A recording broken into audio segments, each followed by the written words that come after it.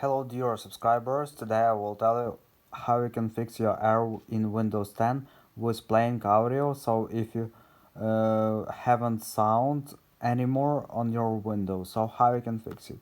So for fixing it you just need to go to search tab, so just tap on it, write troubleshoot, so just choose troubleshoot settings and just wait until it will load menu. So here you can see get up and running, and here you will see playing audio, so just choose it and tap on run the troubleshooter.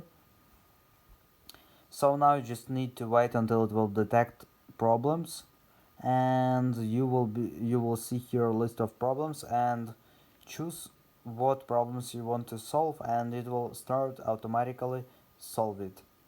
So after it will solve all of your problems, you just go to start menu,